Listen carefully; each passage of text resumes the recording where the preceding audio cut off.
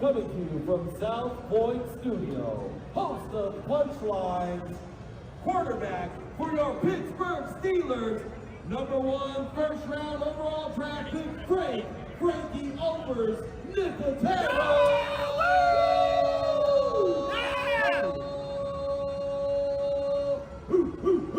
Punchline starts right now!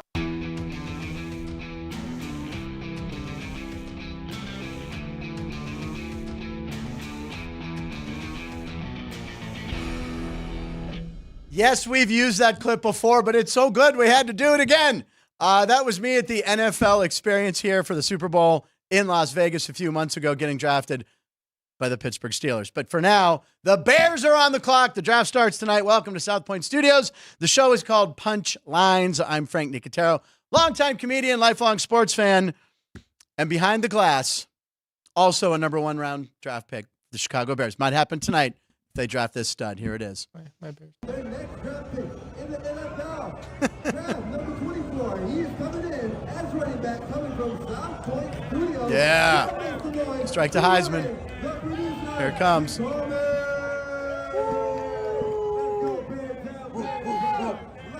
Where's the Heisman? Ah, there it is. There's the Heisman. Ah. By the way, when you do that, and Ryan and I stood in line for a good 45 minutes for that. It's a really long. It's like really awkward after a while. You're like, hey, I got it. And the guy keeps going. You're like, can you wrap it up? Like, how long am I supposed to be like, hey, yeah, woo? Yeah. But anyway, that was 2 months ago. Almost Yeah, it'll be 3 months in a couple of weeks. That was a lot of fun. The fan experience was great. Great time. That is Ryan McCormick. Ryan recovering from his birthday. How was your birthday yesterday? It was a great day. Got a lot of nice stuff. Had a nice solid day of golf. There was a hole about probably 320 to the pin from the tee. Okay. I drove the green and then it rolled off because the wind did help it a little bit. But I drove the green, man. Could you do that? You did on your birthday. Did you shoot your age? That's a big thing to do. Did you shoot 24?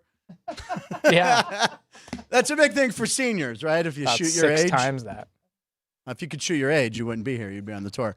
Anyway, happy birthday once again to Ryan, and thank you to everybody who sent all that. So, what are we going to do with the mini dar money? How do we get that money to translate it into hot dogs? I'm not sure. Get Jerry, figure it out. Jerry, get us Bitcoin. On the show today, Maybe. fingers Hopefully. crossed. Beyond excited to have comedy legend Robert Wuhl. We had a little technical issue yesterday. You've seen him in Bull Durham and Cobb, Tim Burton's Batman, Arliss, which ran on for like 7 years on HBO. And I can definitely tell you that live in the studio later will be Chris Andrews, our boss here at the Sportsbook, watching us right now, probably from his office.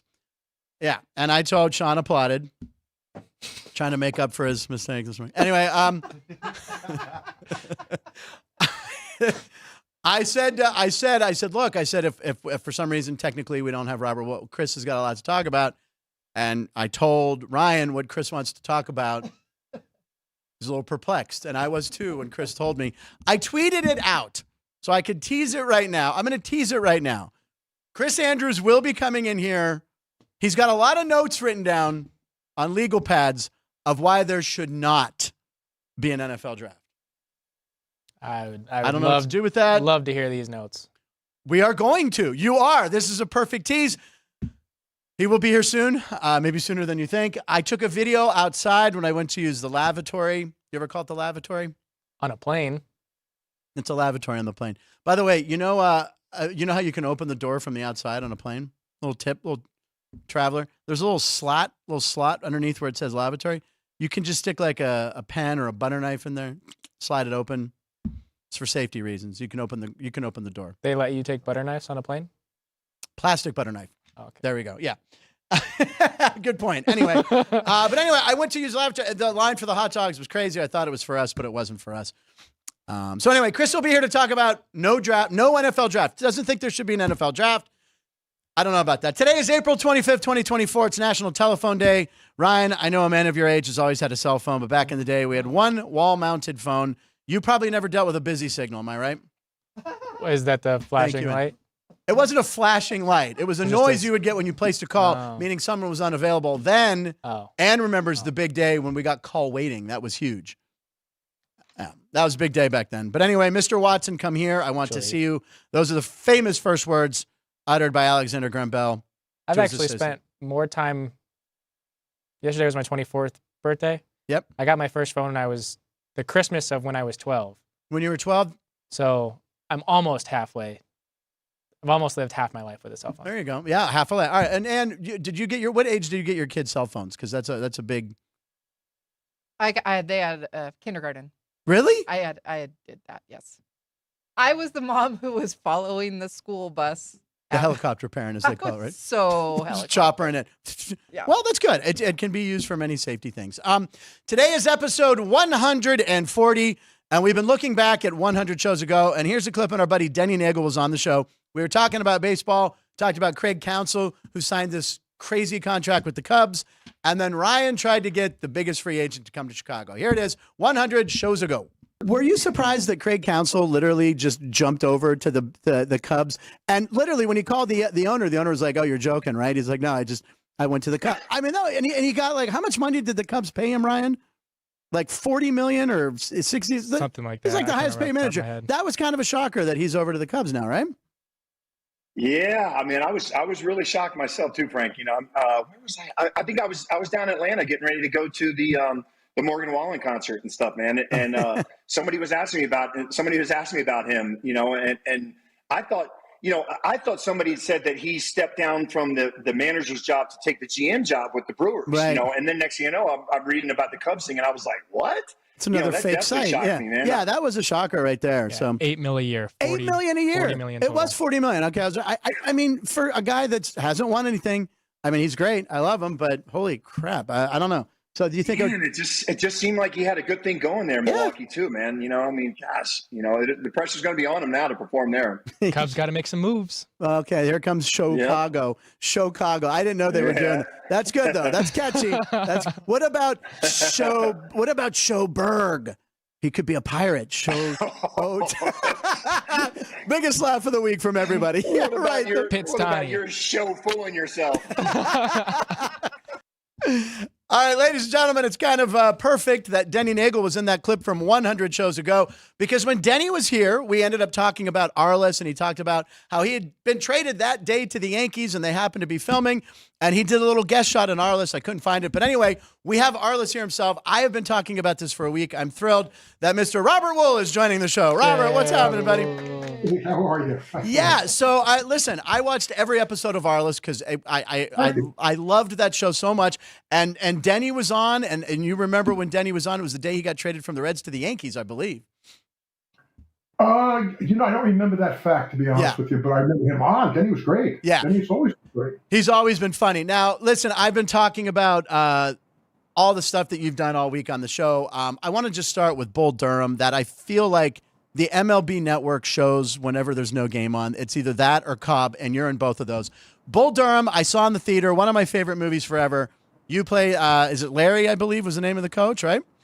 So, yeah. I think it was Larry. Now, this is the thing I remember reading. One of the first facts about the movie, Inside Scoop, was that you didn't want to chew tobacco, and is it true you were chewing Tootsie Rolls? Is that correct? Yeah, it was a combination of gum, licorice. Was it Tootsie Rolls? It was caramels, I think. Oh, all right. That still simulates a good tobacco wad right there. Very good. And of course, when you go out to the mound to calm down Nuke and you talk about candlesticks, was that truly improvised? I once read that you just kind of came up with the candlesticks line. What happened, Ron? Yes, that line was because the line that we did, and we shot the line that's in the script, was the setup is Nuke's father. I go, what the hell's going on out here? And Kevin says, Nuke's father is in the stands. The first baseman's girlfriend has put a curse on the glove, and we don't know what to get Jimmy and Millie for a wedding present. We're dealing with a lot of shit here. Yeah. and the line that was written was, "Oh, I thought there was a problem." That's what the line was. Right. And we shot that about 4 or 5 times. Now, 2 things. One, it was late at night. It was about 4 a.m, and that was the last shot of the night. It was cold. You could see you can see your breath. Yes. Yeah, yes. It was very cold. It was November. A week before we started shooting, I called my wife, and a dear friend of mine from college named Barbara Parrott was getting married. And I said, Barbara, what do I get her for a wedding present?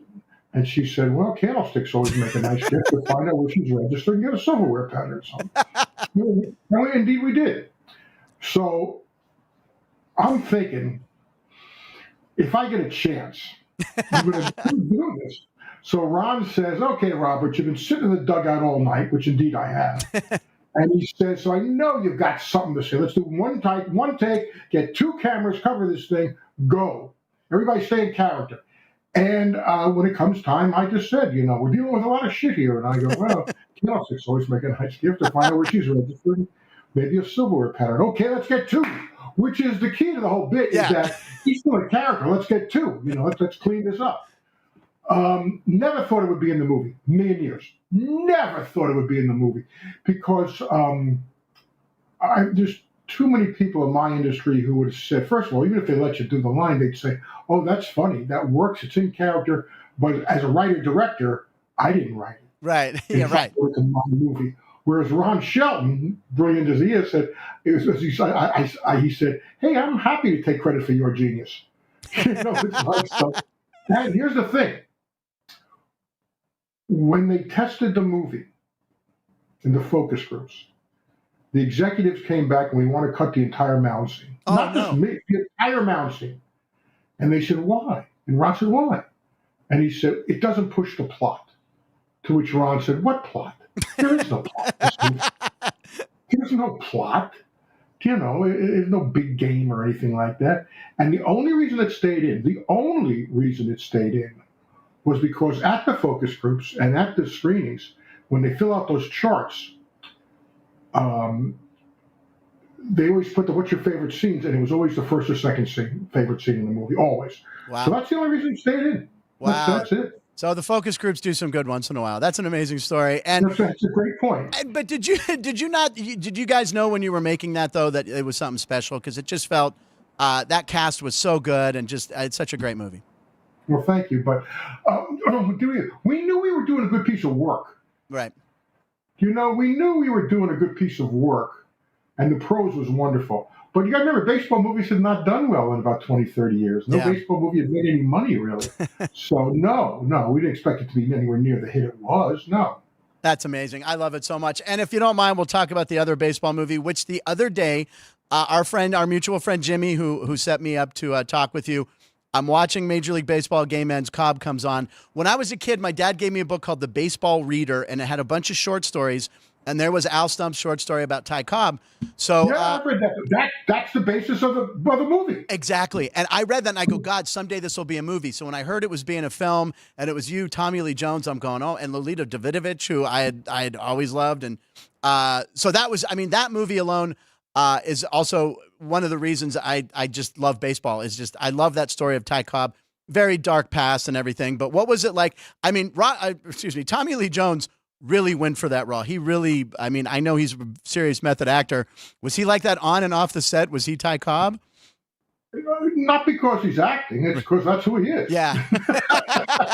Heard stories about Tommy Lee. No, Tommy's not a method actor. Tommy's just a terrific actor. Yeah, he is the best. He was the right guy for that part.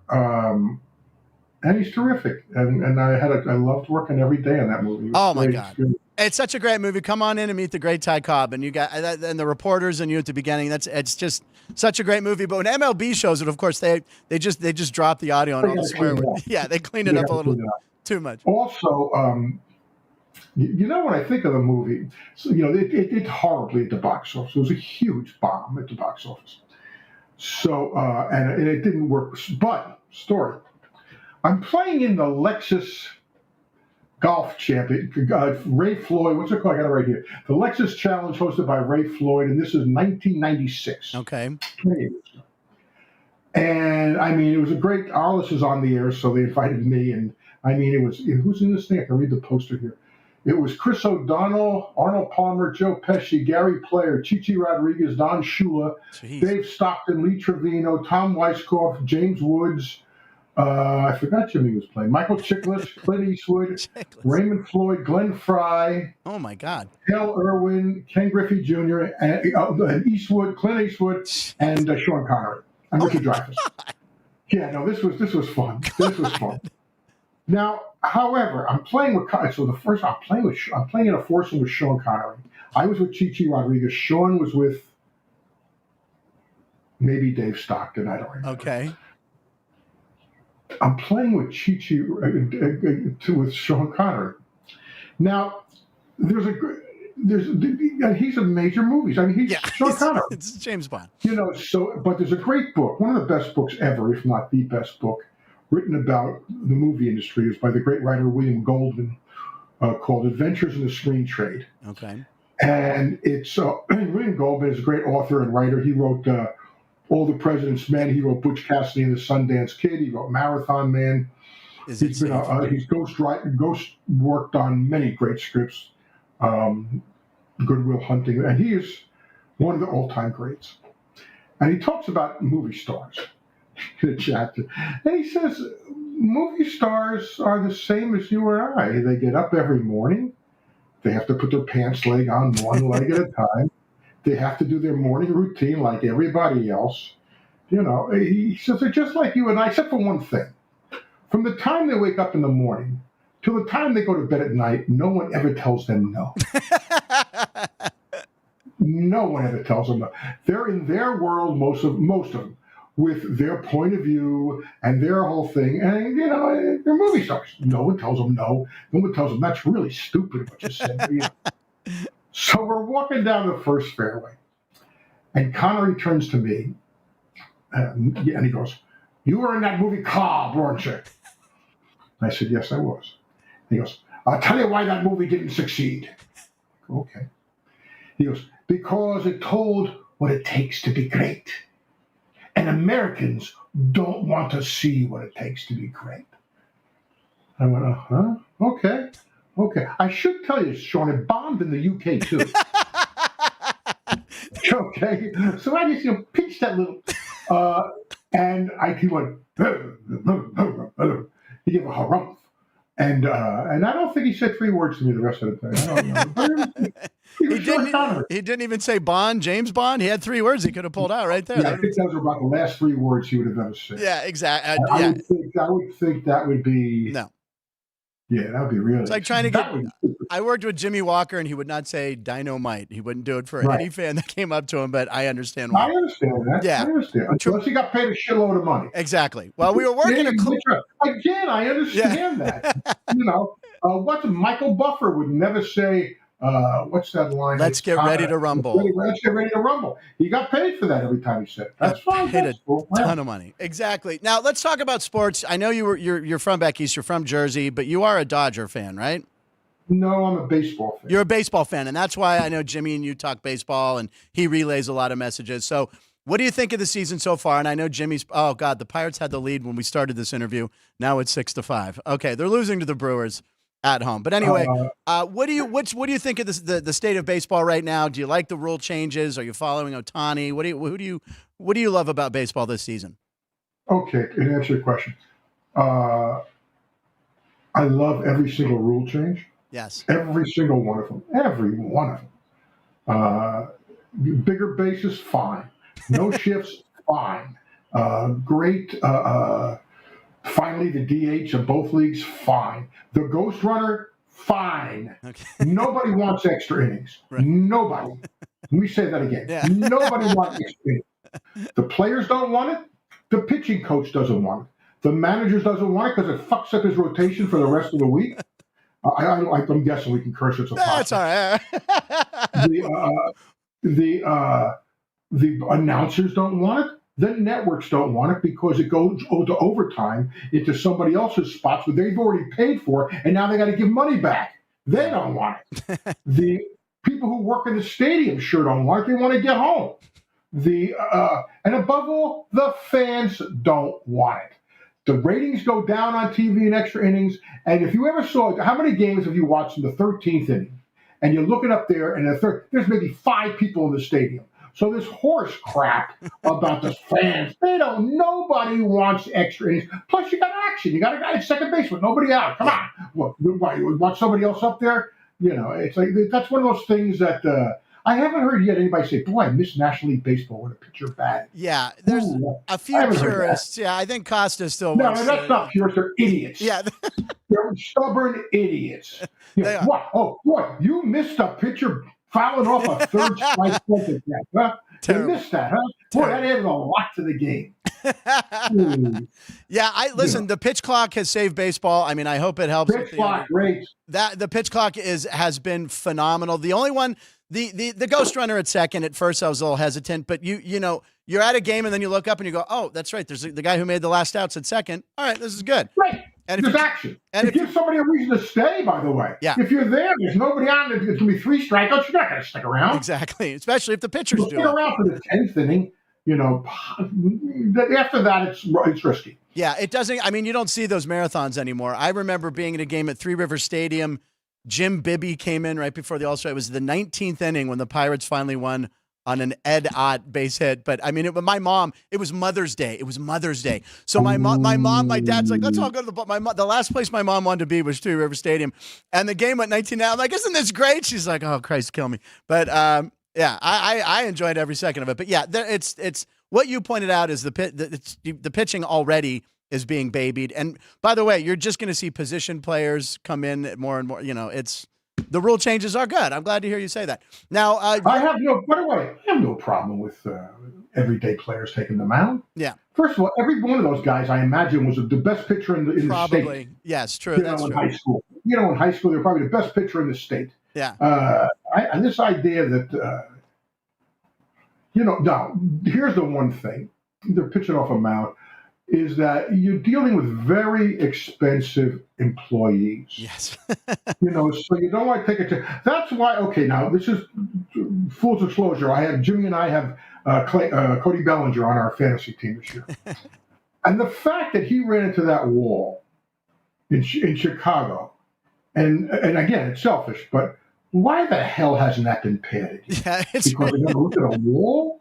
You're going to tell me your most expensive employees, Desenga, the guy in left field, Bellinger, excuse me. You're going to put them in harm's way because of a stupid wall? The ivy. Add that thing. You want to put the ivy on top of the pen? Make it look like one of those phony brick walls. You can do that. They could. But it's like, why are you doing that? I mean, it's just like, what year are we in? Yeah. Well, Wrigley's still, that's a time warp for sure. That's a great point. They I guess they figure the Ivy's a little padding, but of course it's not. That's ridiculous. Yeah. And I hate every time the Pirates, there's always at least one ball that gets trapped in the Ivy and it's a book roll double and all that. What's that, Ryan? Oh, Ryan, our producer. What's that again? It was Seiya Suzuki. Oh, Suzuki. Yeah. That's the other guy who Suzuki, they spent a ton of money on. Yeah, exactly. Now, do you go to games? Are you going to Dodger Stadium? Do you head out and see the Dodgers play? Oh yeah, sure. I used to have season tickets. It just took too long to get there. It takes a while. I've been in 29 of the 30 stadiums. Oh, I only really? have one stadium I have not been to. What's the one you have not been to? Tampa Bay. Yeah. Well, I don't think Tampa fans even want to go there. Right. Exactly. What did you think of PNC Park? It's amazing.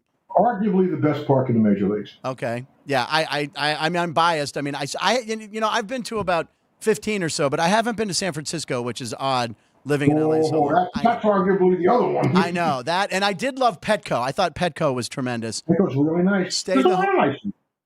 Yeah, I stayed in the hotel and walked across the bridge right into I was like, it couldn't have been. That's what I did with Clemente. That's what I did with the Clemente Bridge. Right over the bridge. Yeah, there you go. I stayed at the Renaissance. It's amazing. It's awful an organization as Pittsburgh has been run over the last 20 years. I mean, truly just terrible.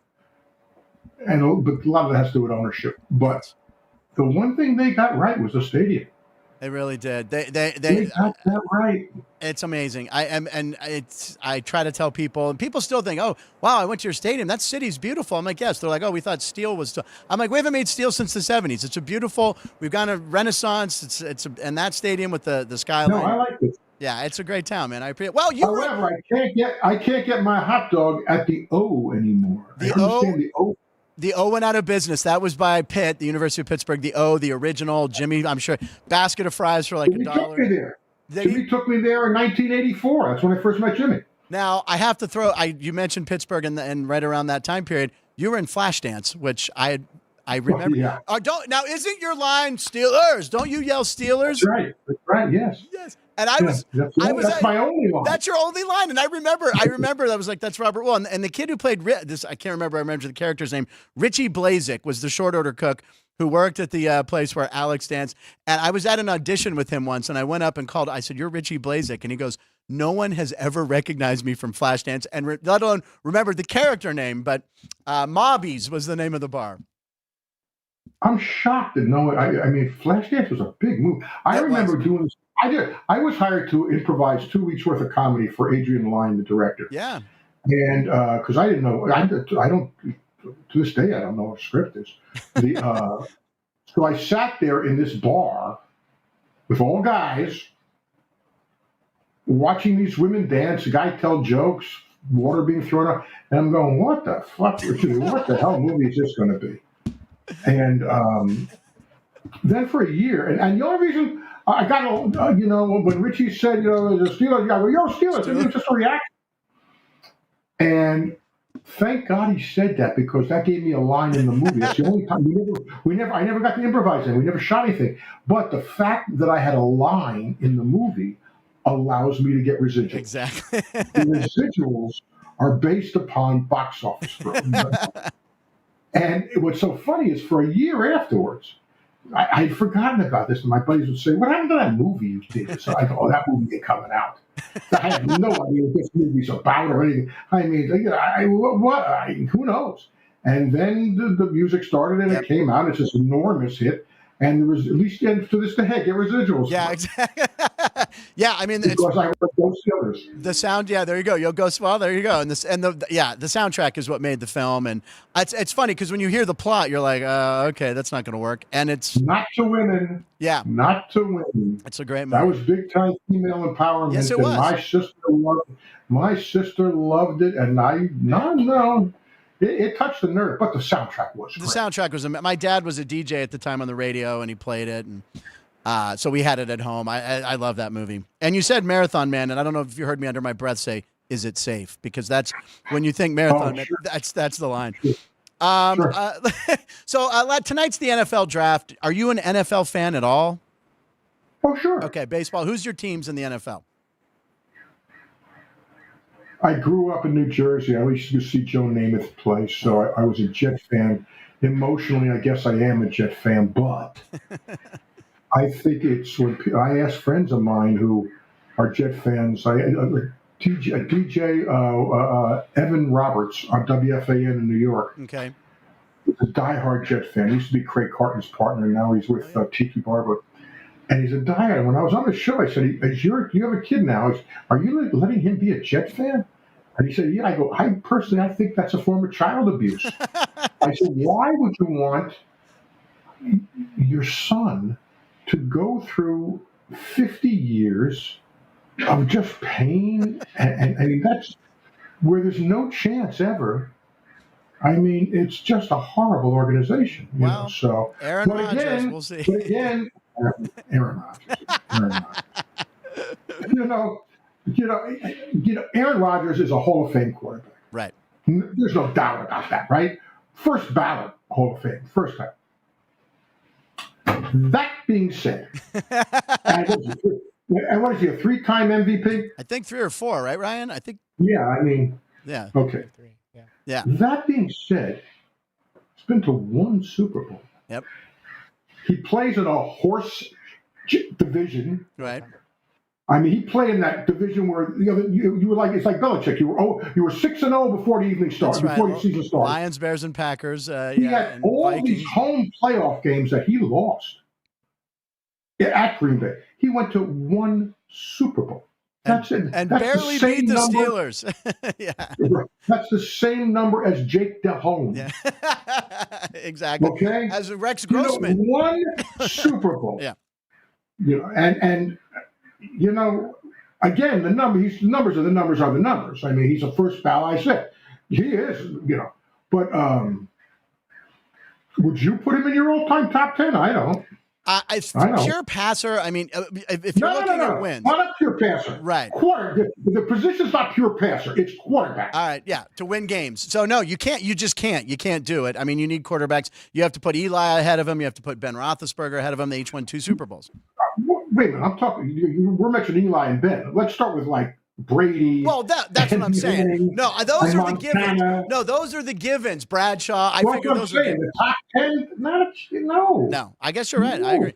All right, listen, I have 2 more questions for you. I have to mention this for Jerry, who works on the show. If I don't mention Batman, he's going to kill me. And the reason I bring this up, we'll tie it to Pittsburgh. Michael Keaton's from Pittsburgh. But I remember watching a show. I remember watching Larry King live, and I think it was an award show, and you did a live hit on Larry King. And I'll never forget this. You announced that the Batman movie was being made and that Jack Nicholson was playing the Joker, and Larry King hadn't heard the news yet and lost his mind. Do you remember that moment, or is it just something in the back of my brain? I don't remember. Yeah. I don't remember I remember doing Larry King. I did a lot of times. He was a friend. But no, I don't remember that. Yeah. It was like a big thing. And anyway, so Batman, that being a part of Batman, that must have been amazing as well. That's all. We have a super fan of Batman and Tim Burton that works on the crew. Well, it was. I mean, and every Marvel movie, every DC movie, every superhero movie should give a royalty to Tim Burton. You are correct. Yeah, absolutely. I mean, he started he created the template. It was Tim. Everything, because they didn't want him to be as dark as he was. What's interesting? If it was if you had social media back then, Michael would have never been able to play Batman. Yeah. Because I remember the comic freak fans back then were going crazy. Mr. Mom is playing Batman, or in England where we shot it, Mr. Mum is playing Batman. And I remember that. And there was no social media, but had there been, it would have been overwhelming. That being said, again, when I once asked John Peters, the producer of the movie, because they were thinking they didn't think the same way. If it hadn't been Michael Keaton, who would you have wanted to play Batman? And his answer was either Chevy Chase or Bill Murray. Or oh, my God. Emmis, him the guy. Wow. That's what they were thinking. So, I mean, Tim Burton, it's all Tim Burton. Yeah. Wow. That's amazing. Very lucky. Jeez. All right. Listen, the last thing I want to mention to you is I'm 55. I grew up when HBO first came into houses in the early 80s. And one of the first R-rated movies I ever got to see was Hollywood Nights. And I could recite every line of New Bomb Turk. And I went back and I even watched some clips online last night. I was dying laughing. That movie, and Tony Danza's in it, Michelle Pfeiffer, but you're New Bomb Turk. And that used to, when me and friends would play games as kid, I'd go by the name New Bomb Turk. That was the name I used, and I believe it was my AOL password for a long time too. So if I know the crew. There's a punk band named New Bomb Turk. No, are you serious? Oh yeah, it's been around for like 30 years. Yeah. Oh my God, it is. It's an all-time and it was on HBO. Talk about residuals. I hope you made a lot because that was on HBO. No, because your residuals are based upon box office. Oh, box office. Yes, that's right. So that's why Flashdance was the biggest hit. Robert, what are you up to now? Where could people find you or follow you? I know you're on Twitter or X. I'm taking my time doing anything. It's baseball season. I watch baseball. I am right now. I did shoot a small part in this movie. I got to finish it next week. It's called SNL 1975. Oh, wow. And it's about the very first night. George Carlin. Oh, yeah, he's in it. Yeah, he's the host. Yeah. He's coked up out of his mind. Right. It takes place between 10 o'clock. The movie plays in real time between 10 o'clock and 11:30 going live, which they almost didn't go live. Yeah, right. It was up to the last second. And that's what it's about. I mean, and Jason Reitman's directing it, and John Batiste plays Billy Preston. He's doing the score. I mean, this is interesting because it's all young talent, obviously. Yeah. Because everybody's in their 20s and 30s. Oh, wow. There's a couple. Yeah. I've read so many books about SNL. And I believe that was the night of Carlton Fisk's home run. So the Isn't that the I 75? think it is. I think it is, I and think it is. it almost didn't go live for that reason. And I think it even started late. But that's what do you Well, play? no, would it be Carlton Fisk? I know it's that series. Is it Carlton Fisk home run Was Saturday? that I don't Saturday know. and then Bernie Carbo? I don't know. I think. Well, I don't remember because remember if you remember that series, I do remember. I was old enough. Remember it was rained out about 3 games. That Oh, series. really? Yeah, I don't So remember. game 4 didn't happen until like 5 days later or something like that. It was Wow. it was a weird schedule. By the way, you bring up a point about that. Do you know when I tell people this, and people talk about repeating in baseball? How I tell them, in baseball it's really hard to repeat. Yeah. I mean, much more so than any other sport. Do you know the last National League team to go back-to-back World Championships? Is it the Reds in 75, 76? Wow. Yeah. That's 50 Yeah. years ago. Yeah. That's how hard it is to repeat in baseball. Wow. Wow. In football and basketball, it happens a lot. It happens, a bunch. Yeah, that's true. Wow, I never thought. I know the Yankee. Yeah, but wow, that's amazing that it is the Reds. Wow. Isn't that amazing? All right, listen, Robert. I hope to meet you again someday, maybe with our friend Jimmy. I met you once at Carmine's restaurant. You were sitting near the piano, and I went up to you and I said, "Robert, I'm a big fan." I said, "One of my favorite stand-up bits ever is, of course, Superman and the gun. They would fire at Superman, and he would take the bullets. Then they'd throw their empty gun." And he would duck. And that to me was like the fun. And on your one, Chris Andrews, our sportsbook director, is laughing. And on your one special, you actually had the clip, and then you sang a song called like The Wind, but you sang Mariah at the end. So anyway, that's They call the Wind Mariah. they call the Wind Mariah. That's what a big a fan I am of you. So I really appreciate you doing this and taking the time. Isn't that nice? Yeah. It was my pleasure. My pleasure. I had a great time. Thank you So very be much, well. Robert. We'll see you again. We're going to come back in 2 Hey, minutes. last Go question. for it, please. Who should the Steelers draft? You know what? They need a center. They need a lineman. He's asking who the Steelers should draft. Chris is in here, the sportsbook director here at the South Point. What's that, Chris? A center and a tackle. I know they're going to be tempted by receivers left over, but then there's the Quinyon. Who's the defensive back that I saw in a Mitchell or what's his name again, Sean? Quentin Mitchell. Yeah, that's a cornerback that they're looking at too. But I think they don't need a sexy position in the first round. We need a line. We don't need a name. We need something like that. And what's the over/under on how many games it'll take for the Pittsburgh fans to be screaming for Justin Fields? Oh yeah, I think I'm going to go a game and a half. I'm going to give Russell will win the first game, and then the second. When he has a bad first half of game 2, then they'll be calling for Fields, who they're not renewing his 5th-year option. So if he gets in there and shines, that's going to cost him money in the long run. But I don't know. It's going to be an interesting year. It's not Kenny Pickett, who I rooted for, but oh well. Yeah, well, the baseball team's getting better. They are, and I think they're going to drop this game to the Brewers here that's being played right now, but it should be a good season, and Jimmy and I text every day about it and vent our frustrations. But Well, Jimmy's my fantasy partner, for 40 years. He mentions all the time in text. He'll just say Robert, and I know it's you, and I always get a big thrill to know that. He's a Pittsburgh fan. Oh, he is. And I always try to get a Pirate on the team, which is not easy. Yeah. Because you really don't want any of them. No, you don't.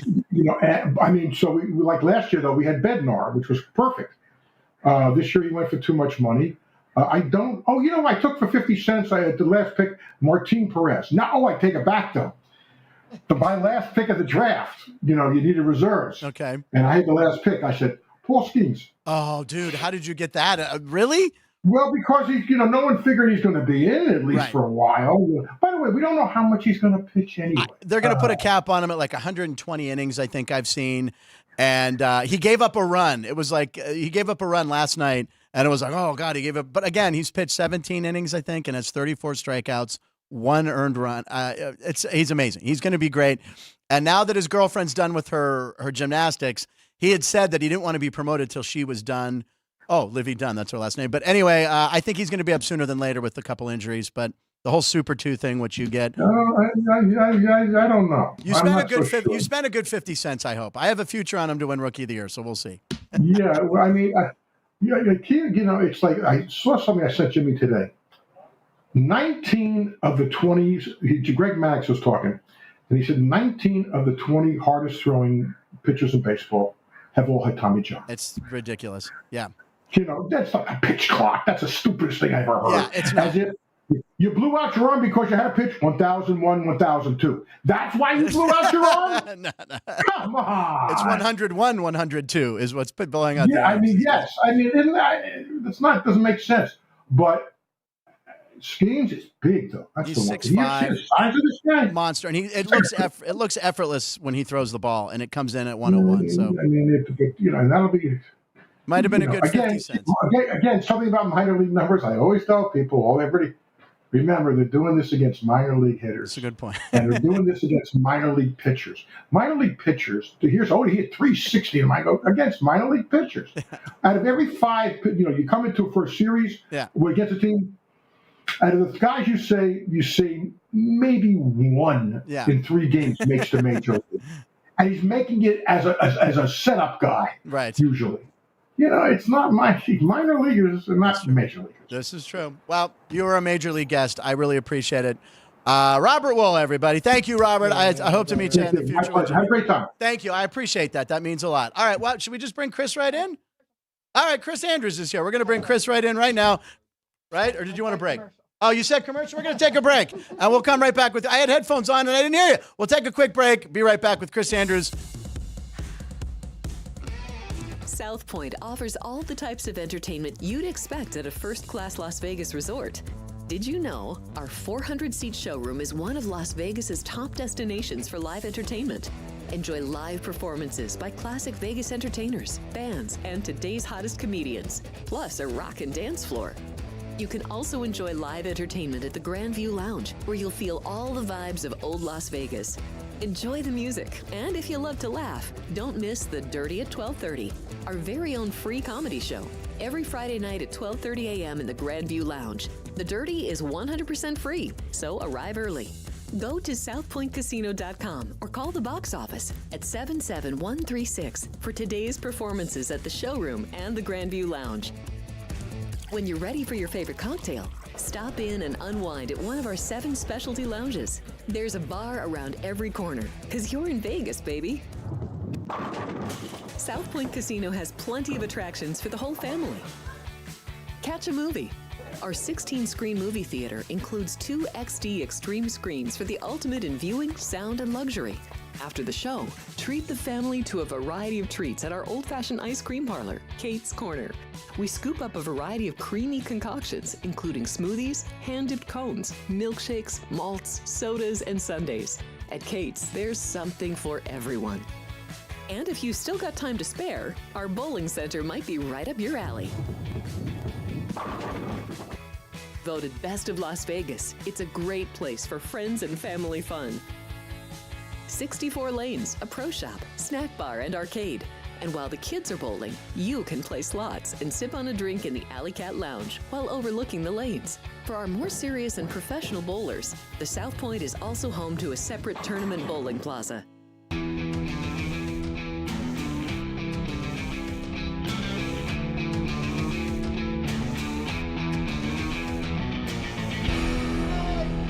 All right, thank you for indulging me, crew, with Robert Wuhl. We went a little long on that, but that was tremendous. That was a lot of great stories there, and wasn't that great, Ryan? I know it was great. Yeah, he was great. Hearing about those old baseball movies.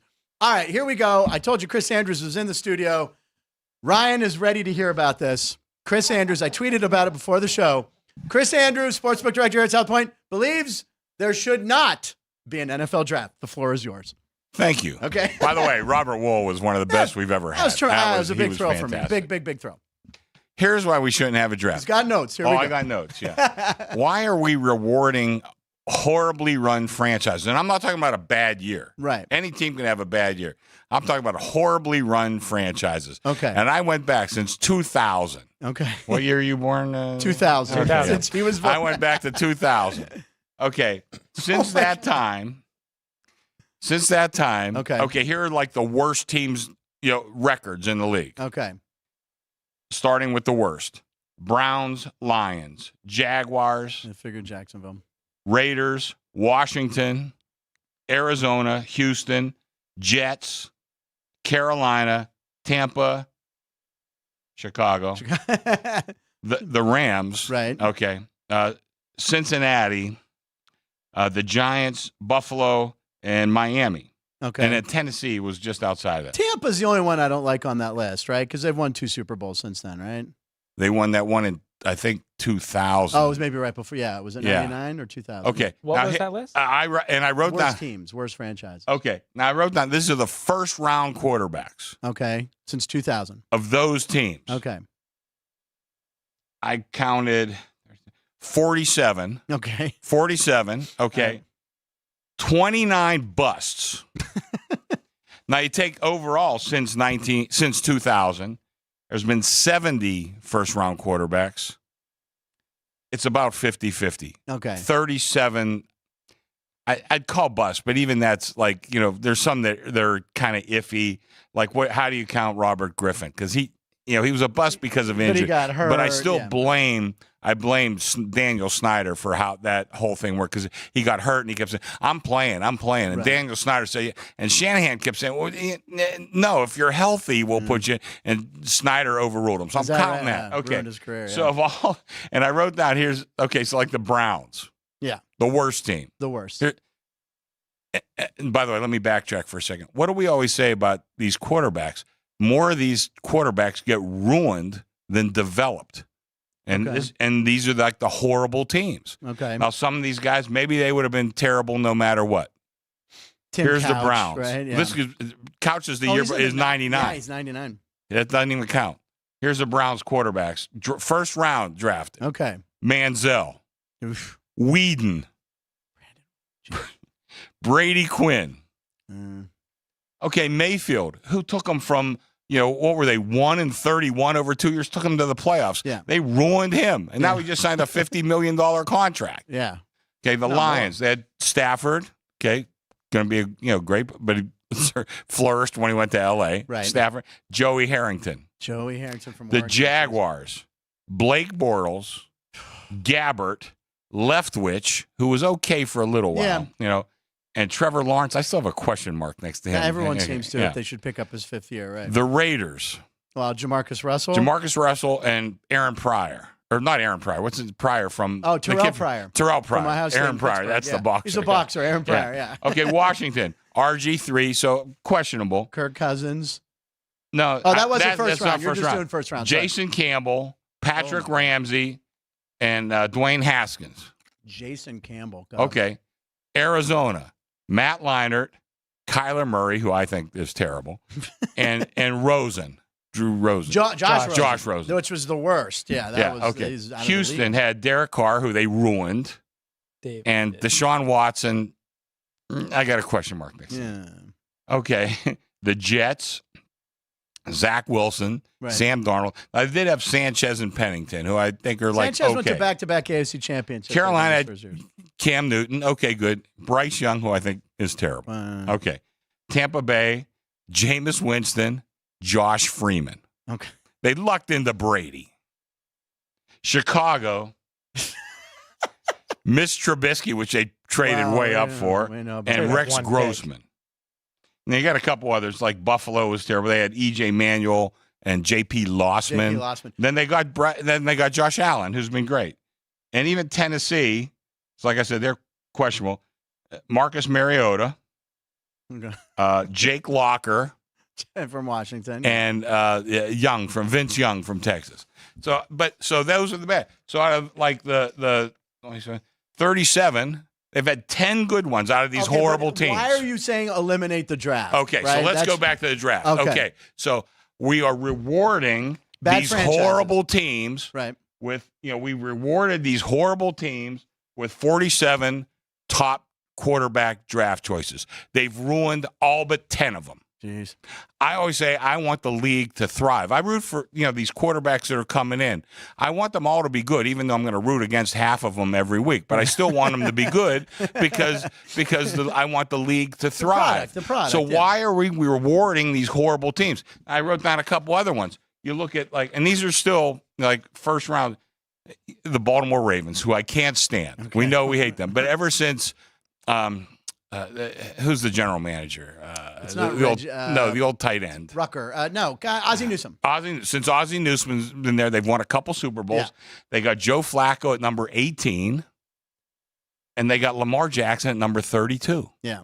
and they won Super Bowls with Flacco, and they're and Jackson is 2 MVPs. Rodgers from Green Bay, another greatly run franchise. Robert Wuhl said one Super Bowl. Yeah, number 24. They got and let's go back a generation before that. They got Favre. They got Brett Favre, who was a second-round draft choice of Atlanta, Falcons, yeah. And they traded for him.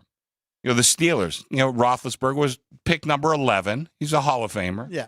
And then Green Bay also got Jordan Love at pick number 26. The Kansas City got pick number 12. They got Mahomes. Well, what do you say? So how are so you here's saying? what I'm saying. All these are the well-run franchises are scrambling every year. Now they keep winning, but why are we rewarding the Jets every year? Why are we rewarding Jacksonville every year? Why are they, Carolina, which, Chicago was lucky enough to make a good trade, and they're going to get Carolina's first choice. Otherwise, we would be rewarding Carolina. Now, before that, the Bears, how are they in this position? Because they made a horrible trade to get Mitch Trubisky a couple years ago. They traded it was, so this is what I'm saying. We have, we have a salary cap. Okay, so you're saying so all we have a free agents. salary cap. Okay. So kids coming out of college. So you're a college student in Miami or Southern California, where let's say Caleb Williams, he wants to stay in Southern California. Now, he's not going to go to the Chargers, right? I mean, they have Herbert, but maybe he says, you know what, I stay in California. I'll sit behind Stafford for a year and then be the Rams quarterback, something like that. So why don't those kids have get richer though? Why are the poor? They're not getting richer. The poor, we're trying to help the poor. They're not. They might as well be homeless and living on a tent in Skid Row. Ryan had a question about this when we were talking. What was your question about the no draft? Well, first, my question is, the whole point of doing this draft is to get parity in the league. And if we're going to eliminate the draft, why not eliminate all these small market teams that you're saying are misrun when these players are supposed to save those franchises or get them out of the depths of where they are? They're not doing it. Right. They haven't because yes, you're right, poorly run organizations. But again, to that point, why not get rid of those teams? We have 32 teams trying to get parity around the league. Why do you want to have 8 super teams and continue to feed quarterbacks? And you also only mentioned quarterbacks specifically. Well, I said, we have the salary cap. Yeah, so that's an equalizer right there that we don't have in baseball. So I mean, I don't want everybody to become the Yankees. The luxury tax. They haven't won in a while either. They haven't. But what I'm saying is, there's not going to be super teams. Like, let's go back a generation. That the same team isn't going to sign Brady and Manning and Rodgers and Roethlisberger. You can't do that. You have a salary cap. We're going to give X amount to our quarterback. Is there an individual salary cap just for the college drafts, or is it fall in the NFL team? It's the whole thing. There's a salary cap, period. Now, if you want to go out and let's say you want to spend, 15% of your salary cap on offensive linemen. Right. Go and do that. You want to give, what's a quarterback now getting about 25% of the entire salary cap?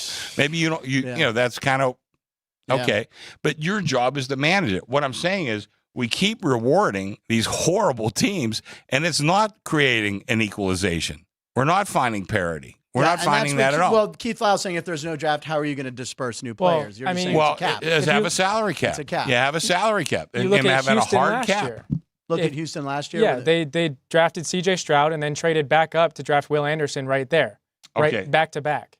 They got.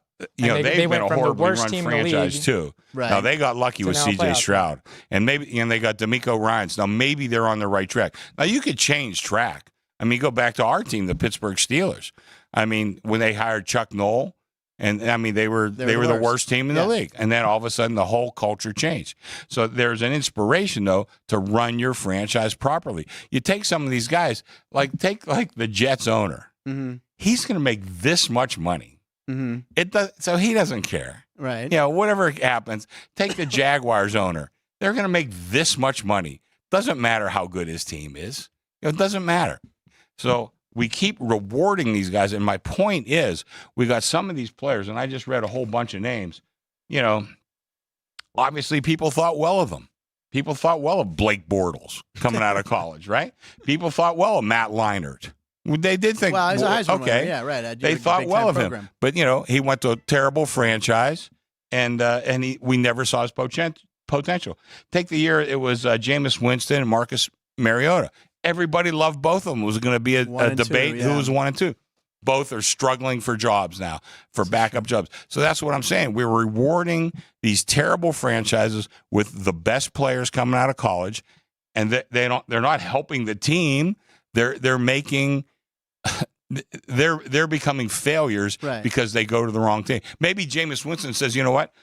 I'll sit behind Ben Roethlisberger for a couple years at Pittsburgh, and maybe he'd have been an All-Pro right by now. You could take many guys like that.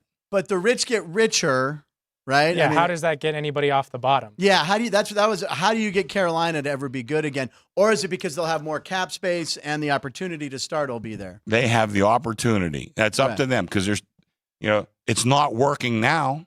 Like I said, I'm reading you these franchises. Cleveland, okay, maybe they're on the right track because they got a good coach right now. They spent $250 million guaranteed on Watson.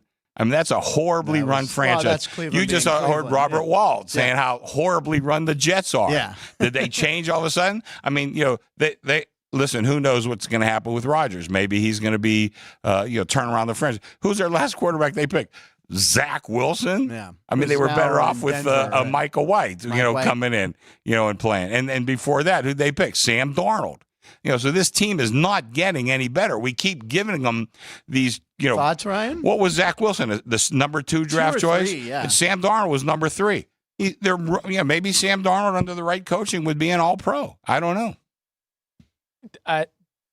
This argument, it's just keeping the same teams that are at the top, and it's giving more power to players to go where they want to go and sit where they want to sit behind. I don't like either. And that's not what the league wants, and that's not how the league should go, in my opinion. Just because that would genuinely keep teams at the bottom. Jacksonville would never make the playoffs again. Carolina would never make the playoffs again. No one's going to want to play for the Chargers when you have the Rams in LA and that franchise when Chargers didn't have any fans in San Diego. The Bears are already a hard enough sell going to go cold. People are only going to go to Green Bay because they want to play for the storied franchise of the Packers. I don't see how taking the draft and making a salary I'm a lonely voice crying in the wilderness. Do you have anybody else who's backed you up on that? Do you have anyone else that you know? No, and I know of, but I haven't asked anybody either. So it's out there now. It's out there. We'll see. But you have a salary. What would ESPN do tonight? Well, listen. What would they do? And I'm being serious. Okay, so let's say we had a draft and we drafted Ryan. Right. Okay, and whatever we're paying him. Oh, let's say all of a sudden, future Hall of Fame. Let's say all of a sudden, one of the other outfits comes in, they're going to pay him double. Oh, hell, you'd be crazy not to go. Well, it's the same thing with a football player. Now we're focusing on quarterbacks because that's a sticking situation for me because I think the league ruins more quarterbacks than they develop. Right. There's some that have.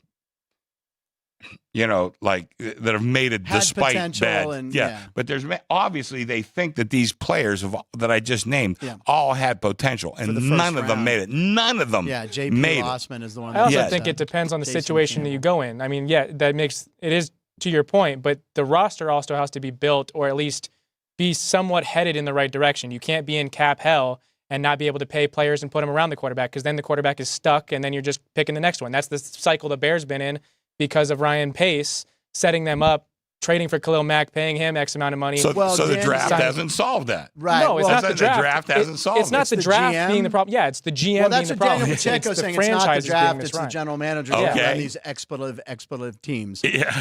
And Tommy Green, who might be barred for saying Ryan is right as usual. So I think, Tommy, you're on a 3-show suspension right now, Tommy. I love you, but no, I know. I have I don't know who was out there backing. You're the minority on this thought. It's a crazy. I understand that. I've never heard anyone say we shouldn't have a draft. I mean, ESPN tonight's going to make tens of millions of dollars. Okay, but then it would just be college kids signing, and we wouldn't have a show. No, well, you sign a 4 or 5 year contract, and you make them, obligate them to their contract.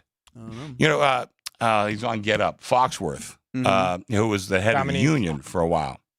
What's his name? Dominique Foxworth. Dominique Foxworth. I've heard him say there shouldn't be a draft. Really? There shouldn't be a draft. You're coming out of college. So Caleb Williams. Okay, let's forget Caleb Williams. I know he's going to probably Ryan go. Wants to. Trust okay, let's say it's Penix.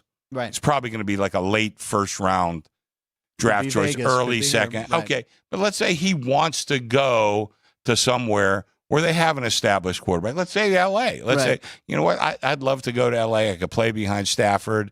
He likes the coach, thinks that's a situation that would help him tremendously.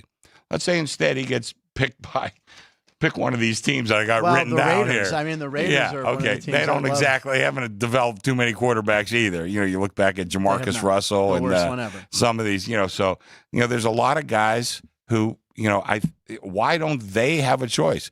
Frank, if, I'm glad you're here, but what if HBO came and said, Frankie, we love your show. I hope they're not listening. I give you a huge hug, Chris. Thanks. Yeah. We're going to give you $10 million a year to have your sports show on HBO. You'd be out the door in 15 seconds. It'd be Ryan and I and Ann, Sean and Kate. And gives way too much power to the players. Right. What's that again? Gives way too much power. It gives to a lot players. of power to the players where they could. You know what they could do? They would do like a LeBron thing where they'd get the big three. They would then start like a little. But you still big three doesn't work in well, no, not football. No, you get. But 10 you have guys a salary cap. So okay, you're going to sign the best quarterback, the best running back, the best wide receiver. Yeah, you can't pay all of them. You can't pay all of them. Oh, by the way, you have to have defense and you have to have offensive linemen to protect these guys. Does the NFL want defense though? They really don't. Dean Hilt, how do you have a salary cap when there's no guaranteed contracts in the NFL? They have a salary cap now. Yeah, they do. So we know that. Oof, Ryan is losing his mind, says Jerry. Oof. And I was right. It was the first SNL delayed by Carlton Fisk's home run. I'm pretty sure I'm right on that. That movie sounds amazing. Any other questions on the draft? We have a lot of people ringing in on that. Keith Lyle, someone tell Chris that the NFL's goal is parity. He knows that, obviously. What my point is, it's not working. It's not working. Yeah. That's true because the bad teams have stayed bad. The bad teams. The whole point is to cycle teams. There are some teams that have cycled to the top and cycled to the bottom. Carolina was in the Super Bowl with Cam Newton because they got to draft him first overall. And then once he kind of fell out, now they're back at the bottom. Okay, I'm going to say this. Again, the Ravens, a team that I'm not going to say the Steelers because they've been, they're one of the best records. So is New England until recently. But, look at Baltimore. Since they've had Ozzie Newsome, I don't want to say they got lucky. They did their homework. They drafted Lamar Jackson, number 32. Yeah. Why are they're putting out a Super Bowl contender every single year? The Steelers. Yeah. Okay. The Steelers kind of do the same thing. Office that set it up that way. That is true. It's a good foundation. That's why the Rooneys of all. Yeah. You need that. Okay. Kansas City. Stability. Yeah. Kansas City for certainly since Andy Reid's gone there. Philadelphia. They've had a couple of bad years along the way, but that's a great organization. They've won Super Bowls. They're a contender almost every year. Dallas, even though I knocked the hell out of Jerry Jones, but they're a contender pretty much every single year. They're going to have 9 or 10 wins probably every single year. Now, Daniel Pacheco, the argument I have always heard, why is athletics the only profession in the world that your business picks you? Yeah. Okay. Interesting. That's. I mean, when you go to college, nice. You have nice. let's say you're a college athlete. What's that? Because you pick to be in the business. But how about coming out of high school? Tommy's you can go to Ohio State, you can go to USC, you can go to Penn State, you can go to Notre Dame. But then all of a sudden you're 21. Now we're going to tell you where to go. I don't know. This is a lot of food for thought right now. Do we play the jingle? Where's the pick? To that same Pick a point. 103. To that same point, these athletes are getting to choose their colleges that they're going to, and that's why the same colleges have sat at the top. If you allow these athletes to pick their professional teams that they're going to go to, the same professional teams are going to stay at the top. There's a lot of cheating in college. Hopefully the NFL's a little better policed. Again, live chat room. I love it. They're loving this. Segment's getting spicy like the debate shows. Shannon Nicotero. Excellent. Everyone really enjoyed Robert Wuhl. I'm glad we worked it out. And he was great. He was tremendous. And Paul, I agree. Let's not talk about Rodgers has 4 MVPs, so it is 4. Yes. I thought it was 4 because he won that 4th one a couple years ago. And Jerry Trevino says, I saw Yellow Card play at Petco Park last year. So he brings a band because Jerry's always trying to break up the sports talk on this show. We didn't get to here it is. Punchline picks. At 104. At 104 and 11 seconds. Ryan, do you have a pick today? This is the only show we've never done it. It's because we had the great Robert Wuhl, and then we had this debate. Really, the only thing I was looking at today is that I am shocked the Lakers are somehow favored against the Nuggets tonight. It's very shocking. The Nuggets have won 10 straight against the Lakers, including regular season and playoffs. I am absolutely shocked that the Nuggets are underdogs. Now, you and I are undefeated on our picks. I think we're each 2-0 since we started the picks at 12:36. When we've given picks, the home run thing, hump day homer thing, we took a long shot. Hump day! We took a long shot with Alex. It didn't work out. I think here's my pick of the day. This is for to go 3-0. Philadelphia 76ers first half. They're going to come out. First half. Okay. They're going to come out. The refs are going to be afraid to blow whistles on them. This is just a psychological thing. Philly fans are going to be more irate. It's going to be the loud. We know how Philly fans can be. We saw with the Phillies how great they are, and I don't necessarily love them. So if the line's minus 5.5 for the game, I'm assuming the first half's around 3, probably. I'm not sure what it is at South Point. Ryan will check. I can't see the board from here. But I like the Sixers to come out hard. Then the Knicks make a late push. Maybe Philly doesn't cover, or they blow them out. But I would take Philadelphia 76ers first half. 3? Is it around 3? The site we normally use is down. So. Okay. If it's 5.5, I would say it's probably usually half that. So I'd say 3. Yeah. Whatever it is, take the Sixers. They're going to come out like a team possessed. That is my first basketball pick on this show. And yeah, I don't know how. But again, I think the Lakers feel like they were wronged by the officials and they should have won that game. And they are going to come out breathing fire, but they're favored. That's a little crazy. That's crazy. Could have saved it. Crazy. So we did get your picks at 103. So it was 30 minutes late, but we still got them in. And by the way, the chat room's still full, so we know everyone's stuck around. Robert Wuhl was a huge still for me. We didn't even get to our draft glossary. Just throw mine up real quick. We were going to do a thing. I love when they do fluid hips or greasy hips is my favorite one. These guys like, what's his name? Mel Kiper and the other guy who have all these terms. Violent hands is usually for offensive linemen. Fluid hips means they can change directions quickly. And cow on ice. That was a great one. Player with no balance and spends a lot of time falling and getting up. Ryan, you had a few as well. You're going to hear all these tonight. When you hear greasy hips, just know that I'll be going nuts at home. Yeah, the ones that I enjoyed were glass eater. Glass eater is a what? Somebody that's pretty tough, normally an offensive lineman. Quicker than fast. Yeah. Because that makes sense. And then rolling ball of butcher knives. Okay.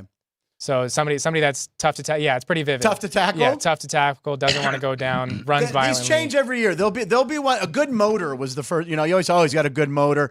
Me and Frank Murgy, who's watching the show, we love these to death. So tonight, that's what I look forward to. Now, of course, in Chris Andrews' world, we wouldn't even tonight. What would we be doing? No, let's say you have National Signing Day. You have National Signing Day. So today's the day. Today's the day you get to sign all those guys. And. Yeah, you need a quarterback, go get one. You need a lineman, go get, put those guys to work. I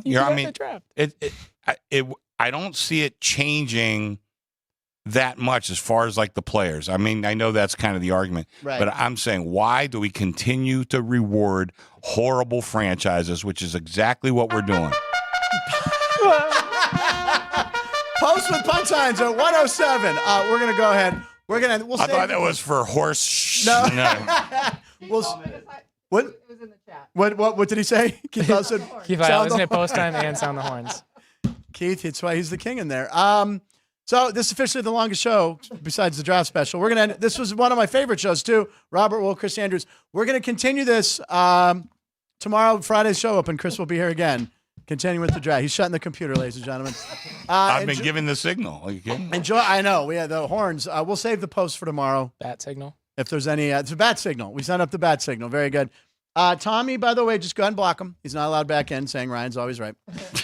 What was the last? I lost the quotes. Was there last or the feed? What's the last couple?